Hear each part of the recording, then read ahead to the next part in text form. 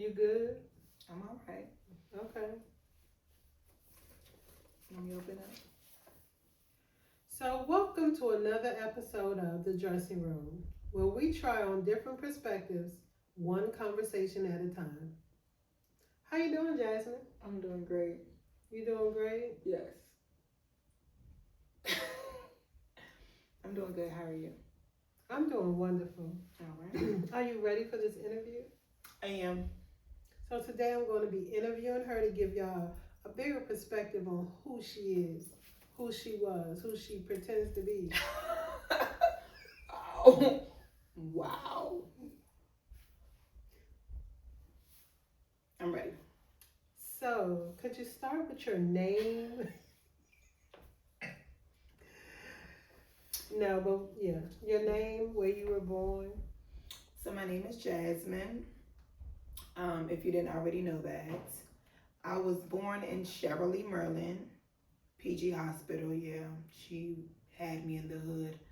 It was a great hospital. Was it? Great hospital. It was a great hospital. Yeah, I was born in Cheverly, Maryland. And how would you explain or describe your childhood neighborhood? Suburban. I lived in more of a suburban neighborhood. Maybe 2, 3 playgrounds, a pool, nice friends. Did it feel safe? It felt safe. Yes, I felt very safe. Okay. Very safe. We were allowed to go outside and come back when the street lights came on, and we didn't think nobody was going to do anything to us. Definitely felt safe as a kid. We were all up and through the neighborhood all times of the So night. you feel like you got to have like a normal childhood other than the childhood like kids get to have now? You feel like it was more normal? Not necessarily normal. I don't like to use the word normal. Right. Or more like probably my childhood than Compared to yours? Okay, comparing your childhood to your children. Yeah, I don't know if it's me as a mom Mm-hmm.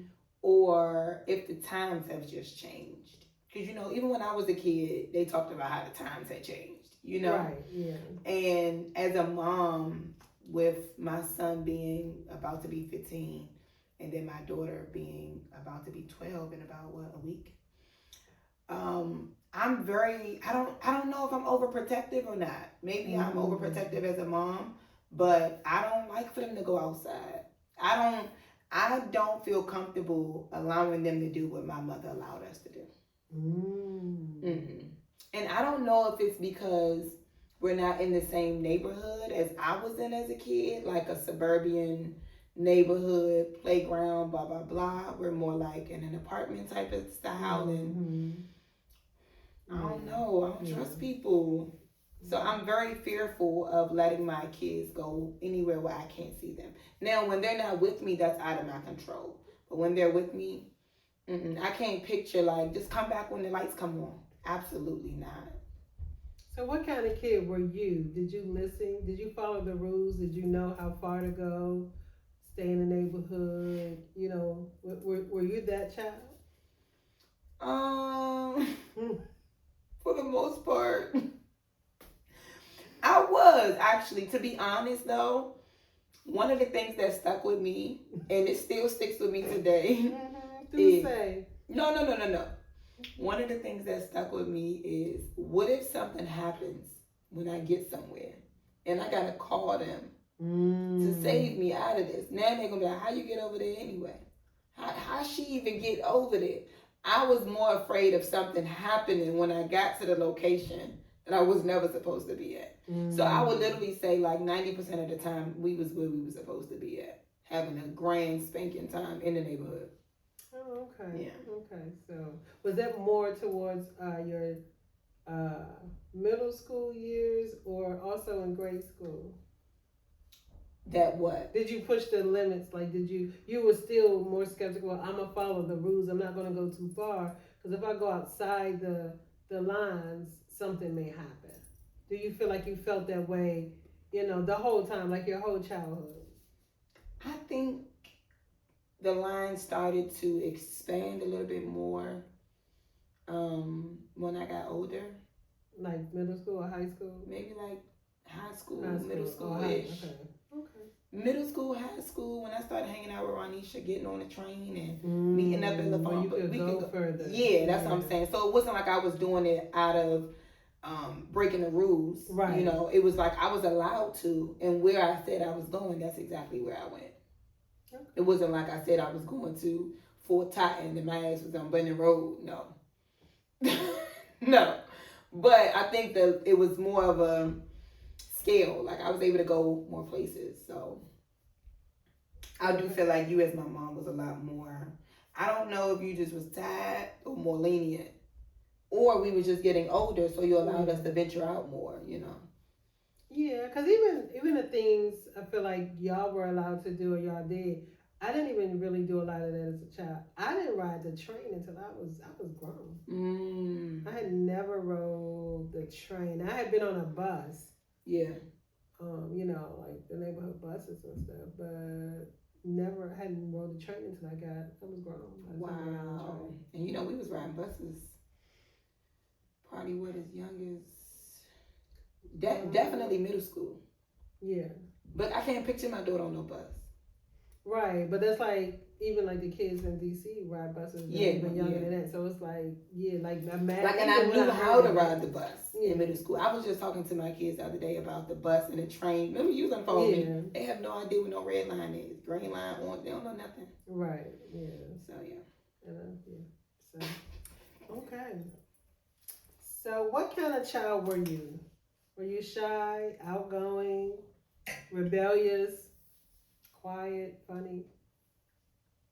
I would definitely say rebellious. I've always been funny. I definitely think I was a comedian. Now in school though, I would say most of school, I was more quiet. I didn't really talk much. I was more of an observer.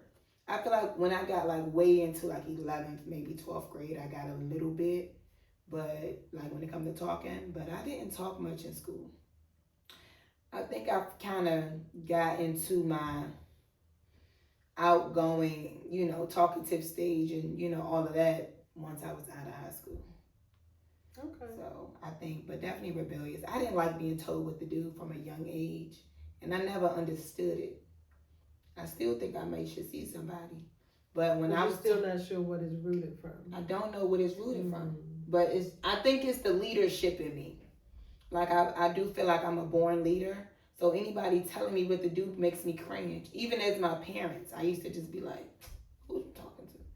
I didn't like it. I never liked it. I still don't like it. So you're gonna love this next question. Okay. What's the next question? So what was the discipline like in your home?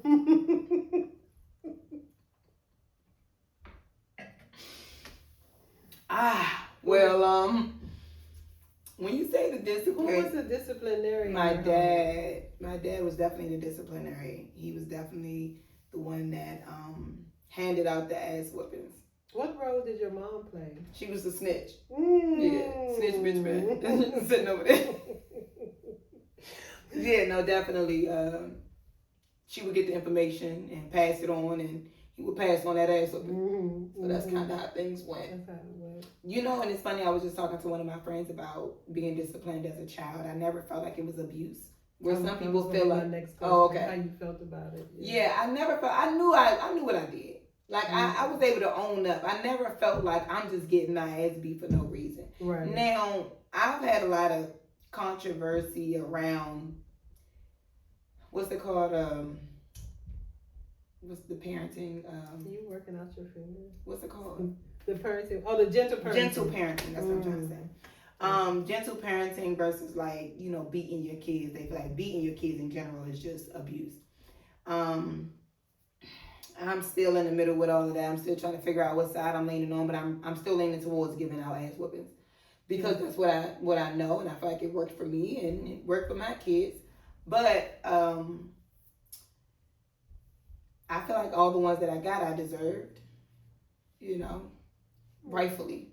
Yeah, you did. Yeah, I did. And I thought I was grateful because I skipped out on a few.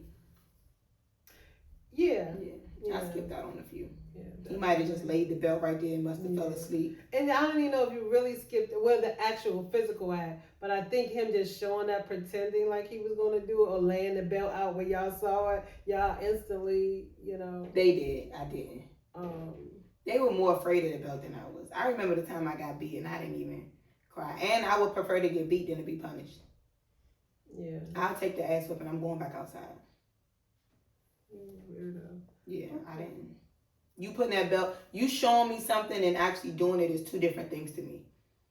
Especially if I've seen you do it before. So I did have that mindset too. Like, you ain't gonna do nothing. You're gonna have to do it. I don't know who I thought I was. Yeah. I still feel that way.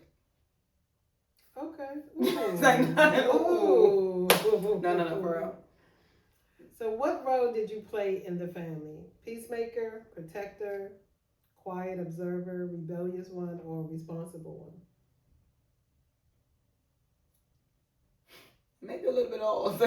No. Or which one do you feel like dominates the other? Because I could actually see, I don't see peacemaker, no. You are not a peacemaker. You think you're a peacemaker? Maybe not. Maybe not a peacemaker. Rebellious, I can see. Definitely rebellious. I didn't. Responsible. Okay, yeah, I was gonna say responsible. Because even when your sisters, they talk about you being more of the responsible one. Oh, okay, cool, that's good. A lot of those questions, somebody else can see you better than you. I was going to say, I wanted to see what you would say compared to what Dave said to me to see if you would have the same. What have they said? Wow. Oh, now all of a sudden. No, I told you they all do. They definitely across the board say responsible. Okay, cool. I'll take responsible. I'll take responsible. Yeah. I think only reason I said a little bit of everything because I guess I showed up differently in different places. Yeah. You know what I'm saying? If you speak about like in the household, me and Misha bounced back roles. It depended on what the setting was. You know what I'm saying? Because there were times where she was way more responsible than I was.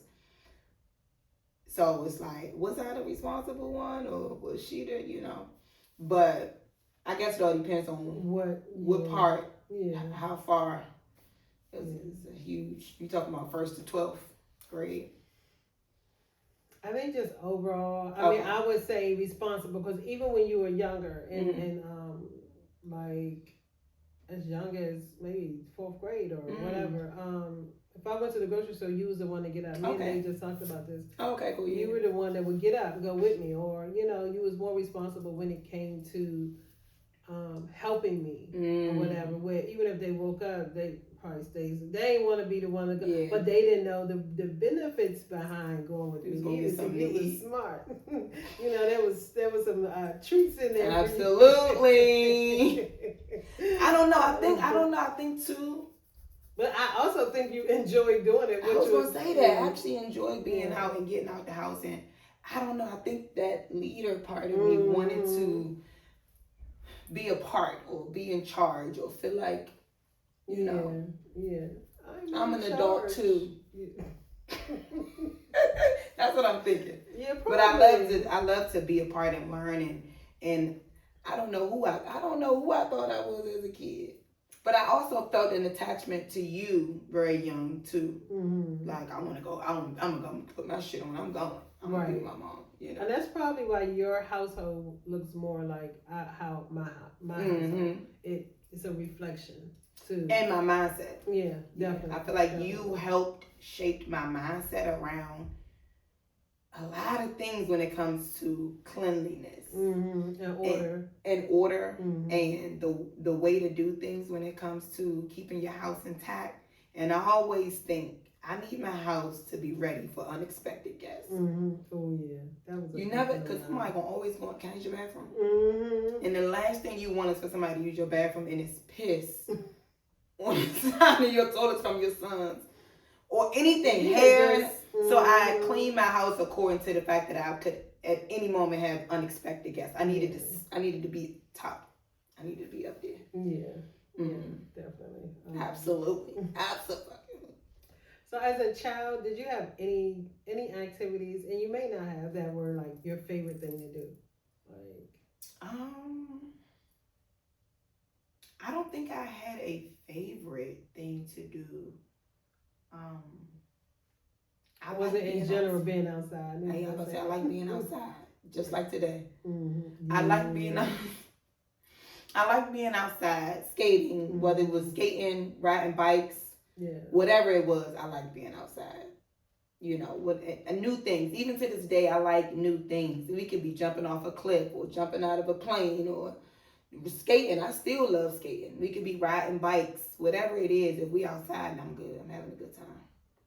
So is there a particular music that comes on that reminds you of your childhood or take you back to your childhood? Jay-Z. Or song? Jay-Z, really? My dad played a lot of Jay-Z and certain go-go songs, like old school go-go that he listened to. But Jay-Z went something about like that, whatever, it's the hard knock, like whatever album that was.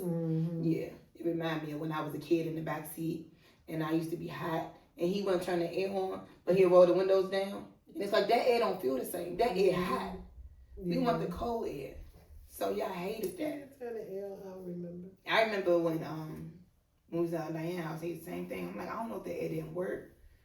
Hated being hot as shit. I ain't like it. Yeah. I should have called you. We had no phones. See, you know, we didn't have phones, but we couldn't snitch back then. What you talking about, Diane? We was in the car with them. Oh, with them. Oh, yeah, we was in the car with somewhere one time. And they just did. I don't know. The air didn't work. You know, you couldn't say shit like that. You're a kid back then. Yeah. What y'all, air don't work? Yeah. Not like the kids now. The kids now, that's it. Yeah. Now we just suffered through it. Yeah. Wait till we got to... Y'all got some nice. Can we stop and get some water? You know, as kids, we suffered through some shit. We just had to. You have. Me too. Talk amongst yourselves. Help each other out. Yeah. Oh my goodness. No, that's funny. I forgot what I was saying. You start thinking about your childhood, you be like, damn. And you compare it to your kids, you be like, y'all just don't get it. But I think every era is like that. Like, you look at us like y'all don't even get it. Like, even when you told me that y'all had like the little thing that y'all peed in and dumped it outside or something like that, that is bonkers to me. Yeah, it wouldn't even seem like during that time that even existed still. Because that was what, like mid-70s, 80s? When I was going to say, I had to be 77 by the time I was here. That was like the early 80s. Early 80s, like that's crazy. That's crazy to me. Yeah, definitely. School. Did you like school? I did like school. Did you have favorite subjects? Math. Really? Math was my favorite subject, surprisingly. Because can't multiply to save my motherfucking life. I liked math until I didn't. Until I could no longer get it. Right, okay. And I think about schools now, right? And I look at my kids and their grades and stuff like that different. And I'm just like, let me see where you're excelling at. Because that must be where you're good at. And I always wanted to be a straight A student. But I'm like, maybe that's just not my... It wasn't until I became an adult that I said, maybe that just wasn't my thing. Right. I got a whole nother talent going on. I got a whole nother thing going on here. But yeah, I like math. I don't know what it was, but I could do a little math. Yeah. Just, you know. When it got to a certain point, started to cross me up. I can see that. I love math too. I loved reading, but I just loved reading. I realized that in all of the subjects, I loved doing the performative part. I didn't like writing, but I can go up to the front and say what I want to say. Writing it out, I don't want to do that. I don't want to do an ECR, BCR type of thing. I don't even know how to put it in words on the paper. I know how to speak. I know how to talk. So I can do that. I like reading a book out loud. I got all the different voices, the different tones. I can pinpoint the exclamation points and all of that. Were you that person that when y'all had to read out loud, you counted so you could know what chapter you was gonna get, so you can read it ahead of time, make sure you knew all the words? I did that anyway. I skimmed through the book, see how hard it was. Okay. But I was that person that just let me read. Because yes. Oh, so you was that person that the ones that couldn't hardly read. Yes, because just move past him. You know he gonna be forever. I was that person. Yeah, I was that girl. Come on, you know Charles can't fucking read. You keep calling on him to read. You know he can't read. They're trying to help him get better. I get that, but do that on your own time. Not while you there. No, because we gonna be here. And I'm going to go to the bathroom. Can I go to the bathroom? You was that kid. We gonna be here all day with Charles. So were you good at making friends? I was really good at making friends. Did you have a lot of friends? I did. Everybody liked me. I was very neutral. I was one of those neutral friends.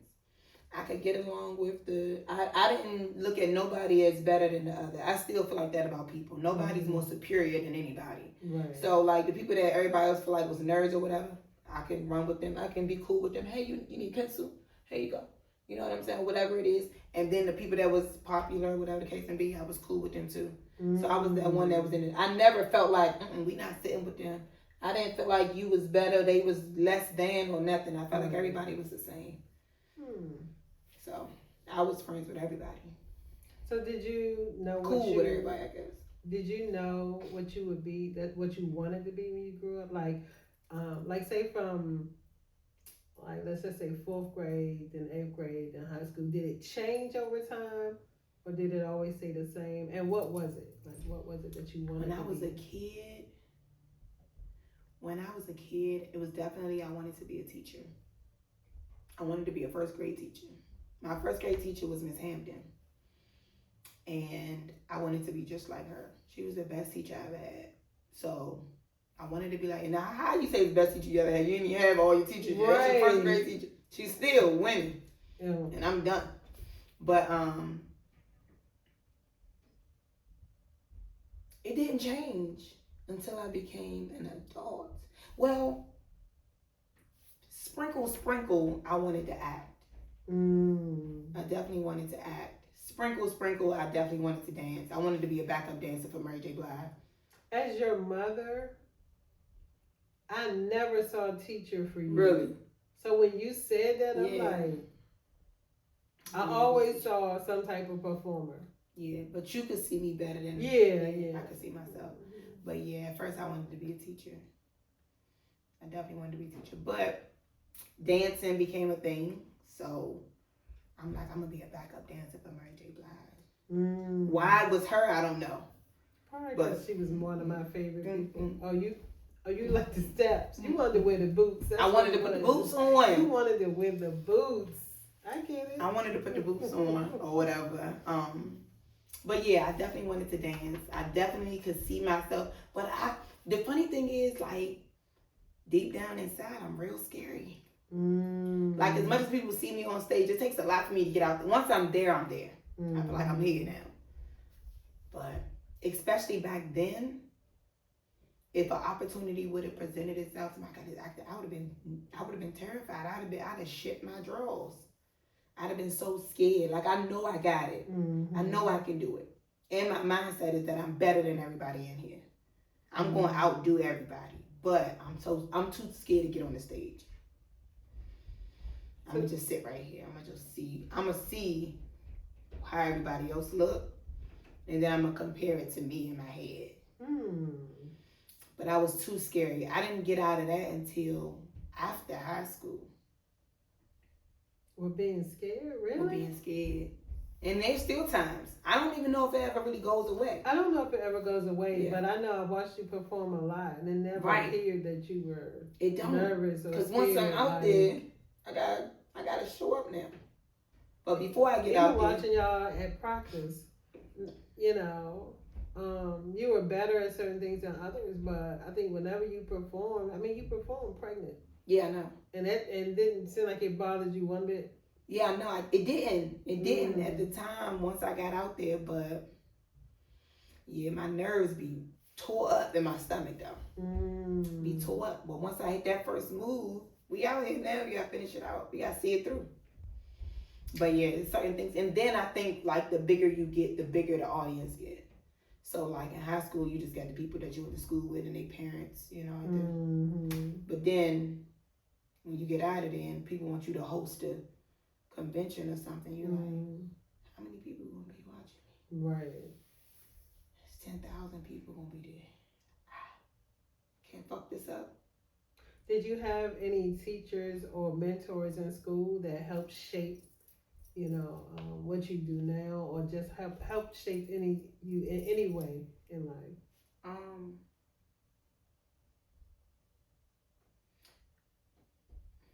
Besides Miss Powell. Not even besides her, if her too. Oh yeah. And I'm just saying that's the only one I can think about. Yeah, definitely Miss Powell, my dance coach. She definitely shaped me a lot. She's still shaping me, you know, as like a second mom to me, and mentor definitely. Where I started dancing with 9th grade. I didn't dance 10th grade, came back 11th and 12th. So yeah, I've been, you know, connected with her since 2007. But yeah, she's taught me a lot, and she still is. Anytime I have issues or problems in my relationships, she still shows up, whether it's a baby shower or whatever the case may be. She's still in my life today, and you know, helping me navigate life. So yeah, definitely her. Shout out to her. So how did navigating school while you was pregnant feel? You know, I don't know if I'm just blessed beyond measure, but I was spoiled. I've always been so catered to. And when I was pregnant in school, I was even more catered. Everybody loved me though. Like, I wasn't, if I was hated by somebody, let me know. I would love to know. But people showed up for me so much, even more when everything was, you want me to hold yours? Want me to take this? I'll take that for you. You know, I was able to kind of skip certain classes. It was an easy transition. It was such an easy transition. I could do what I want to do. I'm staying in this class for the rest of the day. I don't feel like walking. How did you feel about your prom pictures? At the time, you thought they was cute? I thought they were so cute. Yeah, now. You don't think they're still cute? I'm not a fan of them. Okay. I don't think it's because I'm pregnant. Oh, yeah. So what do you think it was? The man behind me. Like, I'm not like, oh, we gotta put that on the wall. I'm not a fan. You're not a fan. Yeah, I'm not a fan. You burn it. Yeah, I'm not a fan.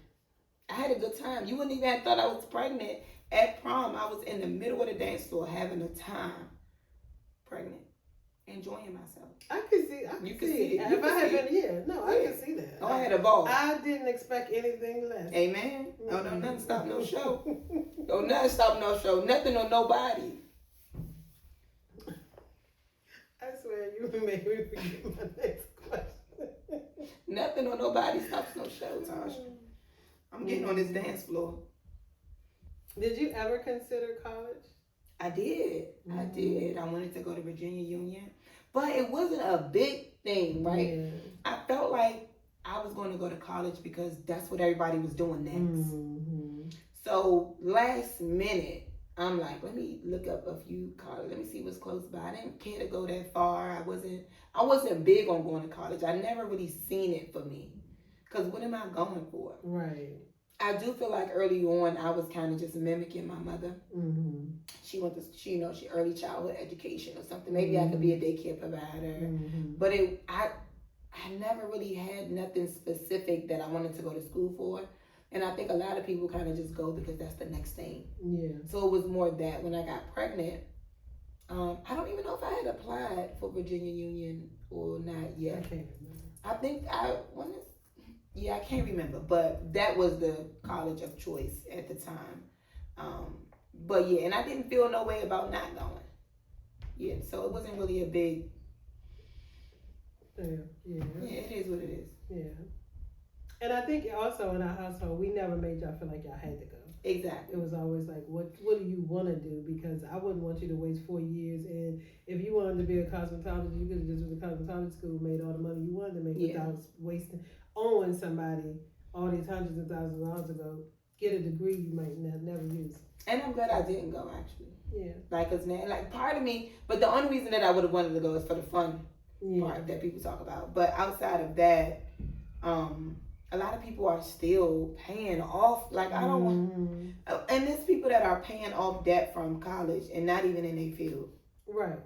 I'm not doing that. I feel like, or like with you doing whatever it is you did, and you didn't have to waste all that time and money or whatever, you know, to.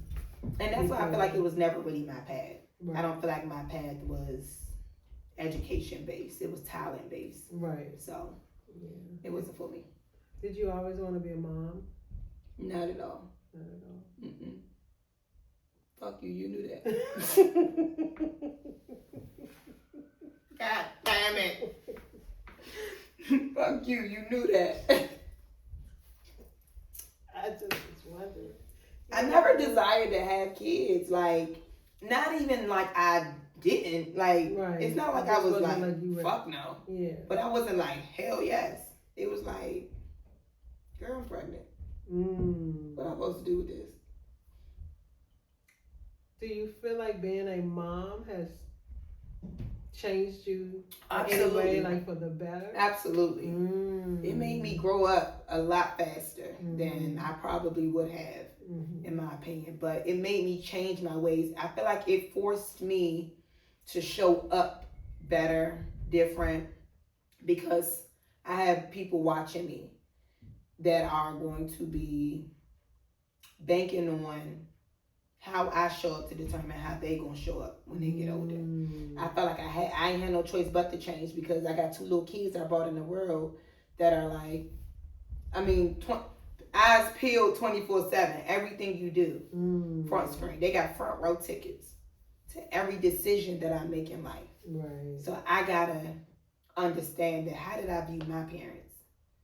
I followed every little thing you did, almost to a T. I wanted to have my kids this way. I wanted this. I wanted that. I wanted this. So if I knew that's how I saw my mom, I know that my daughter's going to see me like that, and probably my son too. So I got to make sure I can't just show up anyway no more. I may want to invite my sister and brother over, light a blunt. Fuck it. I can't do. No, we can't do that. Right. You know, it's certain things that you just can't do no more, because you got, you know, now you're a mentor. These little motherfuckers. But yeah, definitely. So what's something about me you understand better now that you are a mother? That I am a mother? Girl, I would definitely have to say washing them dishes after somebody else cooked. You don't realize how much work it takes to cook. And at bare minimum, somebody can wash the dishes once you're done. Yeah, that's something I understand 100%. The cleanup process. Just last night. But no, I think really definitely understanding the work somebody put in when it comes to cooking, cleaning, and all of that, and not having help from your kids, or constantly saying, I need you to do this, I need you to do that. Like, I should come here and just give you like free cleaning services for at least like 6 months, just to show my gratitude and appreciation. Because it's a lot of work. You don't realize it's a lot of work until you start cooking. I was never a cooker either, so I also didn't understand how much work you put in making them potatoes. I never realized how that arm is in there, getting them, that salt, the butter. You gotta keep tasting, you gotta keep mixing, you gotta taste, you gotta mix. A lot of times when you haven't done with somebody else, you don't understand what they're going through. So you can't relate. So it's hard for you to understand how significant your help is to them. Right. So yeah, definitely understand that. So what do you think I did well as a mother?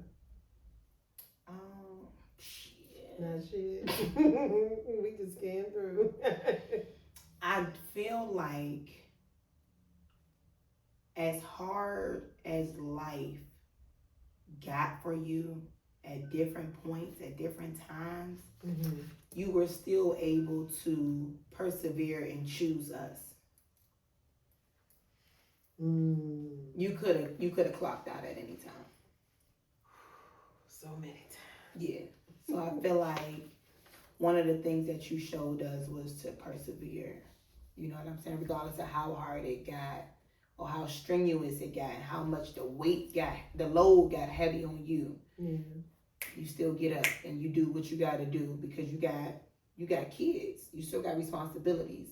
So I feel like teaching me how to continue to show up through adversity as a mom was something that I was taught by you, because I can only imagine at least the one thing that I know you went through, you know what I'm saying? And still having to wake up the next day and continue life as if it didn't happen. So like watching that, I feel like consciously and subconsciously I picked up on you gotta get up and continue to go. You gotta keep moving. So about what age did you realize life wasn't easy? I would say probably about 7th grade? 13? 13, I think. Yeah, that's 13. You're 14 in high school. So yeah, maybe about 13. Yeah. I would say 13, and I would say 13 because that was around the time that my dad left, and I started to watch family, not show up the same, and things start to get difficult, and when you're used to a certain lifestyle and everything kind of switch up, you're like, whoa, what's all of this? What's this about? You start to realize that you see things through a new set of eyes. A different set of eyes, a whole different set of eyes. So now you just like, well, what the hell? What the hell? What's going on here? And watching you try to figure it out, it's like, this shit ain't easy. And then I think the next step would have been when I became a mother. So what kind of woman do you think your upbringing shaped you into? What kind of woman? Probably a badass bitch. Oh, okay. Like a baddie with a fatty. So, all right, baddie. I think we're gonna go with baddie people. I would definitely say responsible. Shaped me into being a leader.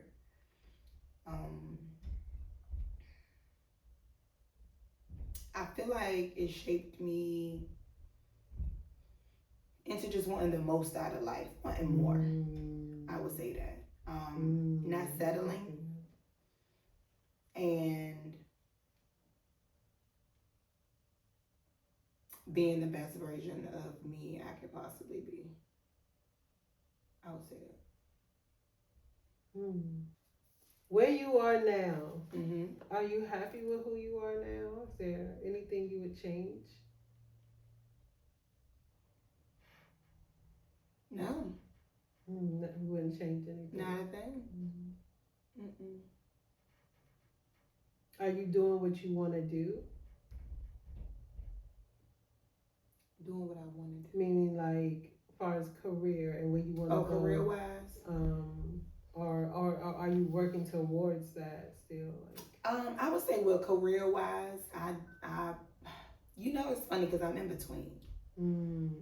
I love what I do as a cocktail server because I'm very social when it comes to service. I enjoy making tips. I feel like I make money off my personality, which I would do in podcasts, what I would do in acting, whatever the case may be. So I enjoy what I do. I enjoy the amount of money I make. I enjoy the fact that I don't have to spend my money on bills. So all my money is for me to spend how I want to. And I think the controversy in my head about being independent as far as like entrepreneurship is my worry about health insurance and all those things that I don't have to pay for. when you're locked into a 9 to 5, all of that stuff is already kind of taken care of. It's coming out. Somebody already got it set up. Da, da, da. But I think it's that once you do become a full-time entrepreneur, there are already no days off. Mm-hmm. You don't get 2 days off. You gotta find your work. You gotta make whatever you got going on work for you. You're doing all of that by yourself. So I kind of go back and forth because my job is safe. This is great. I enjoy doing it. I love doing it. But I do still have fears in the back of my head. Is there anything that you want to do like right now that you haven't done, or have you started anything that you want to finish that's really like, like, hey, you know how sometimes we know what we want to do in life, but it's that thing, I really want to do that. I want to try that. Like for me, I've always known I wanted to be a writer. Early on, but I wouldn't mind trying some acting just to see if I could pull it off. I would really try it, and just to see. I would probably be terrified, but I've always I felt like with my life and how life has shaped me, I feel like I could get on the right stage with the right script and absolutely tear it up.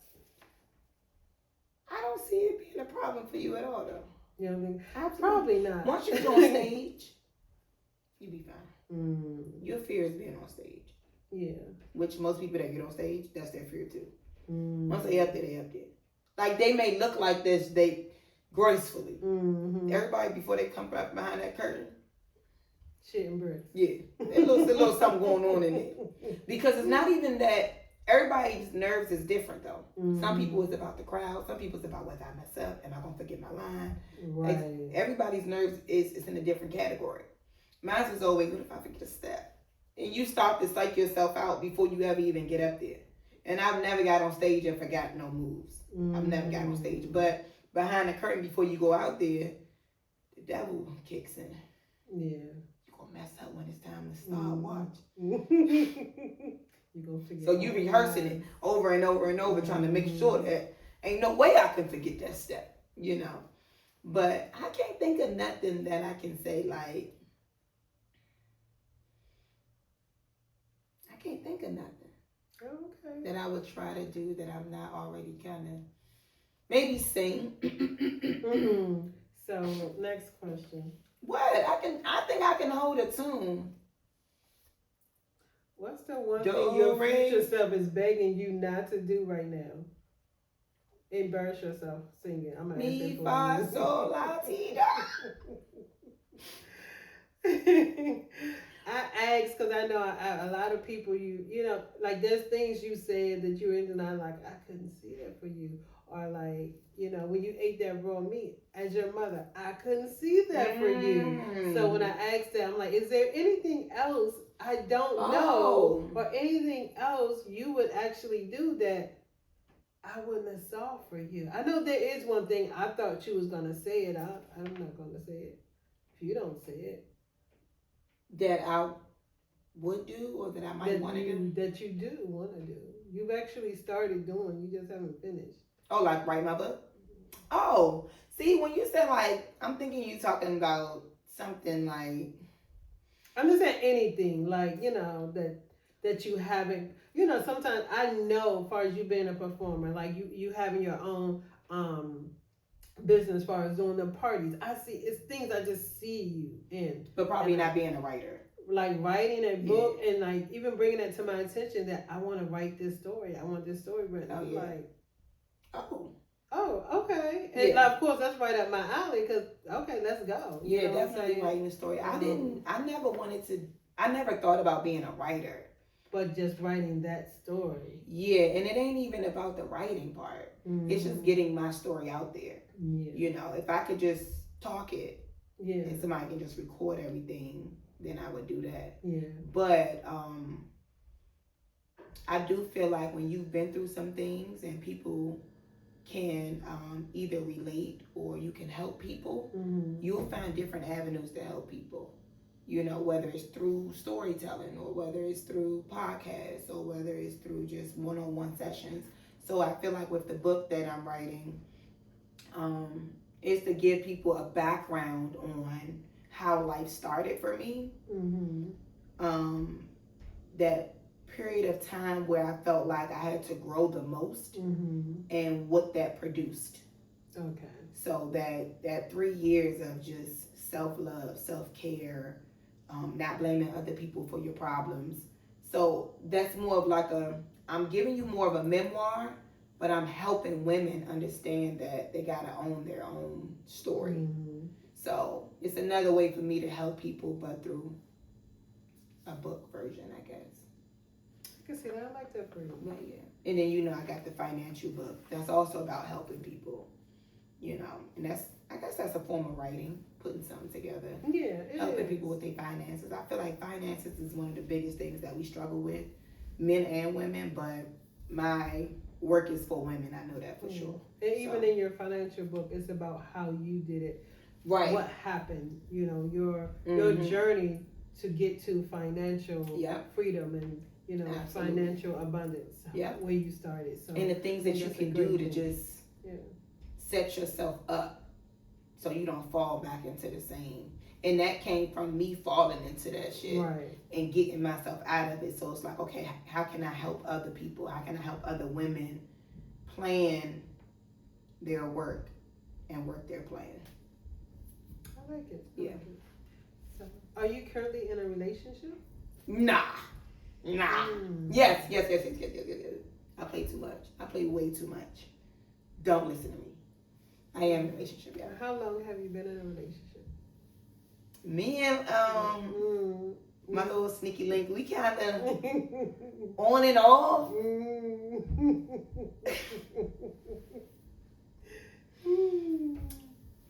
You know, it's funny. I think this year will be 4 years. 4 years this year. We was all for 3. So altogether, we've known each other, been with each other for, it'll be 15 years. Wow. I know, right? Pew, ew. Ew. It'll be 15 years though. Yeah, we started off in 2011. We had Anaya in 2014, broke up, got back together. We've been back together for 4 years. What major lessons have you learned in your relationship? Woo! Patience. God damn. Definitely patience. I've learned. Do you feel like so you feel like it's made you more patient, or Absolutely. you had to teach the patience? It made me more patient. More patient, okay. It made me more patient. I've learned that my childhood ain't your childhood. We were raised different. We look at things differently. We may be good in certain areas, but I gotta be able to give you grace. You gotta give me grace because we come from 2 totally different backgrounds. But patience would probably be. So do you think your relationship has helped you do that outside of your relationship with other people? Absolutely. Yeah. Yeah, learned a lot of people. Yeah, I didn't have no patience, and the funny thing is it's still thin with certain stuff. But I feel like I have a much better understanding. See, when you love somebody and you're that deeply in love, you excuse their stuff. But let it not be somebody you love or you like. That's dumb. Yeah. But when you love or you like somebody, you be like, okay, well, how can I help you with that? You don't see. You need help with what? Communicating? Okay, well, let's do it this way. Outside of that, you like, I'm not about to be, you know, so I've learned to give grace to everybody because they wasn't raised the way I was raised. Right. You know, and some things have to be taught even at an older age. So seeing my partner for who he actually is, I don't think that people put significance on what that looks like. Right. Like seeing him for who he is seeing his mom, his dad, the siblings he grew up with, how he was raised, what he went through as a child, up until this point, how soon he had to grow up, you know, and what that shaped him to be. You met him after he went through all of these things. This is who he is because of this. So I had to see him from the lenses of the fact that he was raised completely different than I was. And at first I couldn't understand it. So. So do you think, does that play like a big role on how y'all raise the children? With me realizing how he was raised. Like y'all being brought up in two different ways, does that affect how you see the disciplinary versus how he sees the disciplinary? Yeah, we've had some times. We tend to like start off here and then meet in the middle. Yeah, somehow it kind of works its way out. But he was a lot softer on them as kids. Where now it's like cutthroat. If I say whoop their ass, they need their ass whooped. Where I wanted to get that shit done when they was younger. That way we don't gotta do it now. Exactly. I'm more preventative. But they just kids. He had that mentality. They're just kids. Yeah. No. I don't give a damn. They're little manipulative little fucks. I know. But yeah, he saw things different than I did. He saw things like, let them tear the house up until it's time to go to bed. And then we'll clean up. I see it as, if you're done with the puzzles, put the puzzles back before you go to the basketball. If you're done with the basketball, put the basketball back where it's supposed to go before you go to the coloring book. That's how I was raised. You done with something, you put it back. He was, let them just fuck up all of it. Yeah. And then we'll just clean it all up at once. I'm not saying either one of us are right or wrong. Yeah, no. But I had to understand that he saw things different than I did. Very much different, because that shit drove me insane. Stuff just everywhere. Right. Are you crazy? $50 million worth of motherfucking lotto ticket. So now that they're older, it's easier. Exactly. Okay. So now that they're older, that's not really the issue no more. Now he feels like, oh, you held accountable. You do something, you so much as put your Johnson over the line. But yeah, nah, it's different now. We both on the same page. And then some of the things I had to get him on board with. Some things that he may have to get me on board with. So like disrespect, things that I saw as disrespect, he probably didn't see it as disrespect because that wasn't disrespectful in his household. You know, but for me it's like, excuse me, what did you just say? We saw things differently because we was raised differently. Damien, I mean, no, he was beat, but not by like his mom, his dad, but by his father. But yeah, I get it. Yeah, it's. I think me. I was gonna say, I think me and him was always on the same accord because we had a similar childhood. Probably. So we always, or with him, it was just like, if whatever you say, that's what we're gonna do. Yeah, that's how he is now. Yeah. He's like that now. That's why I said it took some, and I had to get him to see things the way I saw them. Right. And it wasn't until you started to see that what you thought was okay is not leading him in the right direction. Let's change things up and do them my way. You know what I'm saying? So we kind of just balanced it out. I took some things from him, he took some things from me, and then it was just like, if I come home and my baby say y'all did something, I'm not asking no questions, I'm gonna whoop y'all ass. Yeah. I think the one thing that me and your father didn't agree on in the beginning that I had to adjust to was when he, I don't know why though. I still don't know why. When he was about to like discipline my son, it was hard for me to watch that, and that was weird. I don't know why. I do not know why, because he had been whipping y'all's ass. But when I know why. You never fucked with us from the jump. When he did, I was like, I literally had to go in the room and like shut the door so I could, because I understood he needed to do what he had to do, you know, with his son, and I couldn't interfere because I know a lot of women do that. No, we're not doing no. And then when the kids get too hard to raise, they want to, you need to come get your son. No, Right. you should have let him discipline him when he was 2 and 3. Exactly. Now that he's 10 and 11 and don't care what nobody say, you want somebody to come get him. I knew I didn't want that. Yeah. So I just went in the room and shut my my fat business. ass up. Yeah, I shut my fat ass up.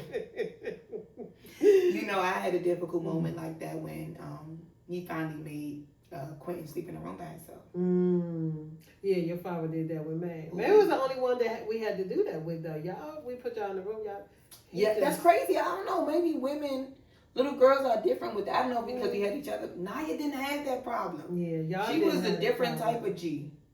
Quentin, maybe it's being up underneath the mommy. I don't know. Maybe, because every time he put man in the room, I would look up, he would be standing right there, but he would be right back. He would just.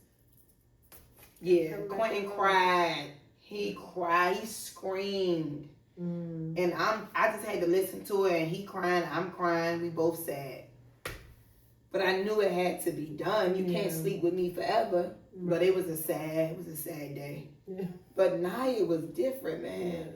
Yeah, y'all was different. She took that shit like a G on me. Y'all did. Y'all just, you know. Went in there with the sleep. But then it was 3 of y'all. But see, for me, I was thinking like, you got 4 sisters. So even if you wanted to go in their room and be with them. 3 sisters. I'm like, well, something we need to know. I'm thinking there's 4 y'all, so I thought 4. But girl, if it's a 4th one, you better ask your father about it. That sure come out of here. But yeah, that was the only time I had a situation where I'm like, God, you ain't gotta do him like that, man. But it had to be done. So you gotta let that man do that man's job. But it's good that y'all figured out a way to go from where you were to where you are. Absolutely. Do you foresee marriage in the future? Absolutely. And what kind of marriage do you want? What kind of wedding do you want? What kind of marriage? Let's start there. When you say what type of marriage, what do you mean? A traditional marriage? Like a Christian marriage? Is that what traditional means? Yeah. No, we not Christians. I don't know I don't know what category we fall under. What kind of wedding do you want to have? Do you want a big wedding? Do y'all agree on spending all the money or doing something different? Do you? Because I know you're a little fancy and glitzy and glam, so I don't know. But I know you like to save and see your bank account grow. So I don't see you spending $50,000 on a wedding. Yeah, I'm still trying to figure that out. Oh, okay. I don't see it being big, but mostly because there ain't that many people to invite. Why is it gonna be big without a lot of people? So I don't see it being no big thing. I can see it being expensive a little bit. I'm still trying to work out the kinks. I would want a destination wedding. I like to have fun. If we can all get all I don't even know who all my bridesmaids would be. Like, haven't figured it all out. Yeah. But a destination wedding is in my mind. But then on another token, if me and him go and takes some nice wedding photos and then do a honeymoon, I'll be fine. I don't need the show. I do want to be able to share that moment of us coming together and making things official with the people that I love and I feel like care about us and our union, but it's not a big deal. I'm okay with getting a cute and renting a cute wedding dress, him renting a tux, us taking some nice wedding pictures, maybe a cake for props, but we don't gotta spend all that money on all that. It's cool. 15 years. Question. Okay. I actually have maybe 2 questions and we're done. Okay. Almost done. But I meant to ask this question a while back, but I forgot it when you made me laugh.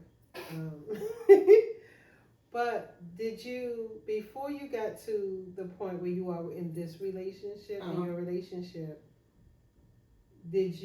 was there something, did you go through anything prior to that to get you to choose where you knew that's where you wanted to be with him? Yeah, I went through a lot. You had a season? I definitely had a season where I had to really sit with myself, sit with God. I went through some things that couldn't no human being help me with, so I had to pray. When I left him after 7 years, I was single for 3 years. And I learned a lot about myself. I learned that I didn't know myself. I didn't love myself. I didn't respect myself. There was no self-love, no self-respect, no nothing. I just allowed anything in my space. There was no boundaries. So I had to teach myself self-love, and what that looked like.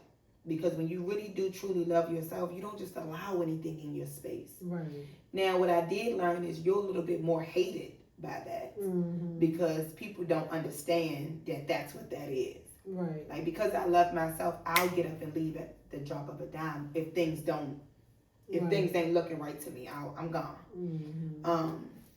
But yeah, I went through 3 years of just loving on me, making myself the main character of my book, realizing that everything up until now, I can't blame nobody else for. All the 7 years that I felt like was crazy, or the good, the bad, the ugly, they was all on me. It was all my decision. All the things that I accepted. So once I realized that this is my book, this is my story, I had to move in a way where, okay, cool, I get to write how this goes. Right. When I left him, I felt like I lost everything. I didn't have a job. I didn't have no money. I had to move back in with my mother. And I had to rebuild myself. So imagine having your own apartment with in your name, furnished, everything, your own, every car, whatever, and then going to nothing, going to a couch. When I left him, I left him with everything. Went to my mother's house and was on the couch. And it was one day that I felt like me and my 2 kids was trying to sleep on this couch. And I'm like, I can't do this. This is crazy to me. And I went into debt trying to refund my life to get things just to be stable, just a bed or a dresser and all of those things, just so my kids don't look like we, don't got nothing. Right. That changed everything for me because I never want to be there again. I move in a way where I don't want to end up there. And I don't blame nobody else for the way my life is going. I get to choose. So even circling back to him was my choice. I got to do things my way. So even from this point on, because I get to decide how things are going to go, this is all me. So if it go good, it's me. If it go bad, it's me. Yeah. Okay. I got a couple quick fire. Okay, let's go. Peace or passion? Peace. Religion or spirituality? Spirituality. Love or respect? Respect. You ain't gotta love me. Boundaries or forgiveness? Boundaries. Healing alone or healing with support? Healing with support. Accountability or comfort? Accountability. Every single day of the week.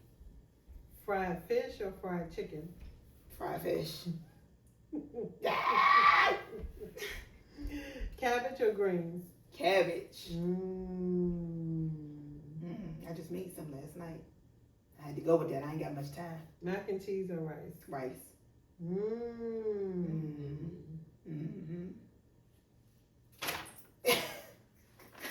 Mac and cheese or rice. That's because I'm laying off the dairy. I did. I had some fun ones. Okay. I gotta find them. All right. Take your time, Pastor. Take your time. I know one of them was. Oh, here you go. I think this definitely helps to me Because I'm a mind. I think things like this help you figure out who a person really is. Okay. But Oreos or chocolate chips? Oreos. Plain potato chips or Doritos?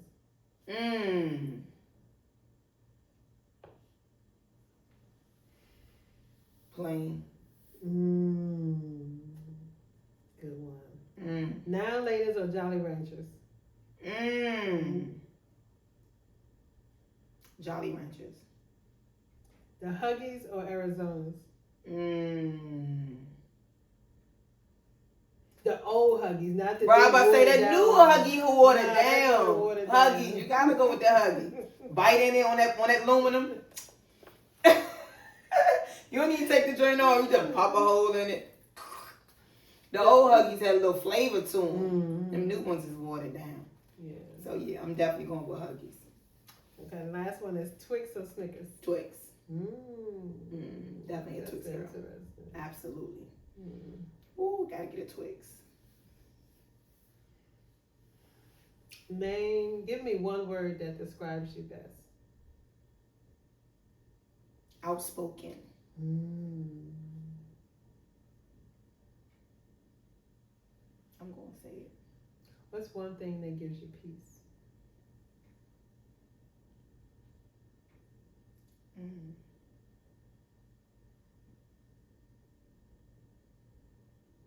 Just quiet.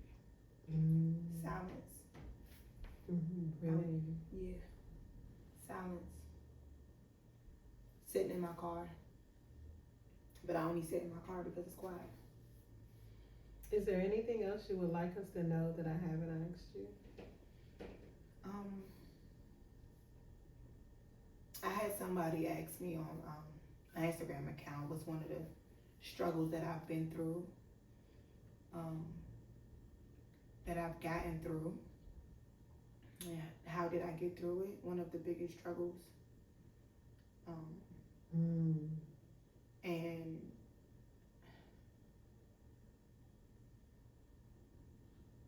I feel like it's funny when you think of a lot of them you can talk about, you be like, shit, which one should I pick? But one of my biggest struggles would have been managing that breakup. Because of what all it came with. Yeah. You know, I had quit my job. You know, I wasn't working at the time. So when I left him, I had nothing. So I feel like me getting through it was me having decent people around me that supported what I had going on, that, you know what I'm saying, was solid and showed up when I needed them to show up. Right. So I feel like that's how I got through it, honestly. And in any situation, I feel like you gotta have some good people around you. You gotta have some good shooters, man, because you could be going through anything. One phone call, change your mood. Yeah. I knew that all I had to make was one phone call. And you could sit on the phone with some people or be around some people and you will quickly get out of that funk. Right. So I would always tell people, like, make sure you got some decent people around you that want to see you happy, even in your worst times. Whether it's somebody has passed in your life, whether you going through a breakup, anything that's going on, if you got some good people around you, life is great. Definitely. They'll pull you out of it quick. I agree. You know, and you have your moments where you may still drift off, but they'll be right there. Girl, come on, let's go. Let's go do this. Come to my house. We having game night, you know. Or just call them. They can sit on the phone with you for hours. They at work trying to work, but they'll sit on the phone with you and still, they don't care. Bitch, what they gonna do, fire me? I don't give a fuck. You important to me, you know. So you just have you gotta have some good people around you. Not saying that you can't do some things alone, but I don't feel like life was meant to do alone. So, and I just don't do it. I don't do it alone. Yeah. I like doing it with the people that, you know what I'm saying, makes life easier. You know, it's already hard enough. So. It is. And I think even when a person is wrong, they need somebody. Not to support the behavior, but just to support them through whatever they're going through. Yeah, because you could have been wrong in 2009, but you can fix that. Yeah, you can fix that. Everybody's wrong at some point. Right. Exactly. But you can fix that. So everybody needs support. Everybody needs people around them. So I feel like I got through it by having the right people around me. You know. So that's all we got. That's it. That's all I got. All right. Well, that's all, folks. That was a wrap. That was more about me. I hope you all enjoyed this episode. I had a great time. Did you learn some new stuff? I did. Really? A few things. Yeah. That you didn't know already? Not a lot, because most things I knew, but, yeah. It's good to hear some things, but like I said, some things that came out of nowhere. I'm like, because nobody had called me and told me that. I'm like, y'all fucking lying. My daughter. But, yeah. But it's good to know, people grow and change. And, that's why I asked that question. Like, is it anything else? Like, what else don't I know about you? Because I've always been that type of mother to pay attention to everything about y'all and know from the time y'all started growing who y'all were growing into, when those things changed, when things would shift, and what your interests were, and where I saw you, where I could see you. You never so spontaneous? Oh, yeah. Trying new things, doing adventure. You were very picky with food, so nobody... Really? Yes. More than Misha? I ate peas.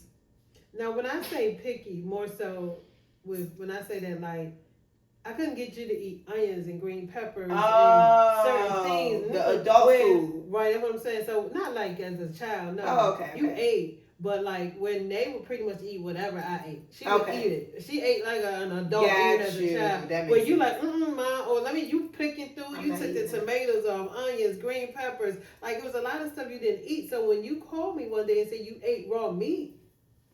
But I had tried those things first before I was taking them off. I still didn't see you trying. I get you. Raw meat. I said something to you about raw sushi, and you're like, I'm not eating no raw fish. And I have eaten it now. Right, that's what I'm saying. So I didn't see that coming. Yeah. So, I do feel like I entered an era of, fuck it, let's do it. And I think that's a good era. And that's what I do. When I try stuff, I'm just going to try. If I don't like it, I spit it out. You got one life to live. I think when you hit a certain age, you got one life to live.